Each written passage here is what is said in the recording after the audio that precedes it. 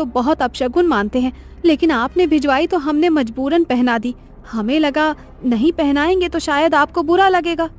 क्या बात कर रही हैं आप? हम बहू के लिए काली चूड़ियां क्यों भिजवाने लगे भला? जरूर आपको कोई गलतफहमी हुई है। मतलब आपने कमला के लिए ये काली चूड़ियां नहीं भेजी थी?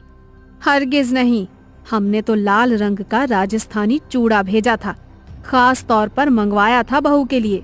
सारी घटनाएं एक बहुत बड़ी अनहोनी की ओर इशारा कर रही थी। आपके घर पर ही लगता है किसी ने कोई काला जादू किया है, तभी तो आपके घर में रखे सामान पर ये सब हुआ। मुझे लगता है कि कमला की भलाई इसी में है कि वो जल्द से जल्द घर से दूर चली जाए। तुम ठहरो छोटी, मैं जरा पहले बिटिया की नजर उतार देती हूँ, उसके बाद कमला की विदाई करेंगे। बड़ी माँ दौड़ कर जाती है और कुछ सामान अपनी मुट्ठी में लेकर कमला के पास आ जाती है। मनी मन मंत्र बुदबुदाते हुए वो 5 बार कमला के ऊपर से मुट्ठी में लिया हुआ वो सामान उतारती है और आखिरी बार जैसे ही वो कमला के सिर पर से नजर उतारने के बाद उसके माथे को छूती है, उसे एक जोरदार झटका लगता है और वो उछलकर दूर जा गिरती है। ये सब देखकर सभी लोग स्तब्ध थे, जुबान जैसे हलक में अटक गई थी। समझ ही नहीं आता कि आखिर हो क्या रहा है वहाँ।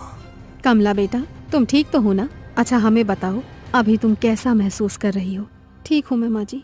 चिंता मत करो, उनका पैर फिसल गया होगा इसीलिए गिर पड़ी। अपने मन में कोई वहम मत लाओ। शशि अपनी समधन फुलवा के पास आकर कहती है, अभी तो हम बहू को लेकर अपने घर जा रहे हैं। हमारे दरवाजे पर भी तमाम रिश्तेदार जमा हैं। इस समय तो चर्चा करना ठीक नहीं होगा, लेकिन बहू की मुंह दिखाई के बाद हम पता करते हैं कि आखिर बहू को समस्या क्या है। तब तक आप भी कोई जानने वाले आदमी को बुलाकर अपने घर का शुद्धिकरण करा लीजिए। जी बहन जी, ठीक कह रही हैं आप। वैसे हमारे बड़े बुजुर्ग कहते हैं कि शादी विवाह में अगर पूजा पाठ में कुछ गलती हो जाए ना तो पितृ नाराज हो जाते हैं, और कई बार पितरों के नाराज होने पर भी कई तरह के अपशगुन हुआ करते हैं। हो सकता है जो कुछ हम सोच रहे हैं वैसा ना हो और ये सब पितरों का ही क्रोध हो।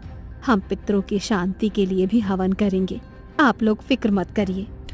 दोनों समधन गले मिलकर एक दूसरे से विदा लेती हैं और बारात कमला को लेकर विदा हो जाती है।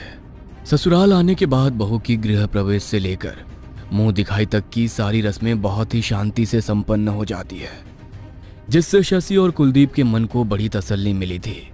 उन्हें लग रहा था कि शायद जो भी बला थी वो बहू के मायके में ही पीछे छूट गई और ये सब शांत हो गया हो।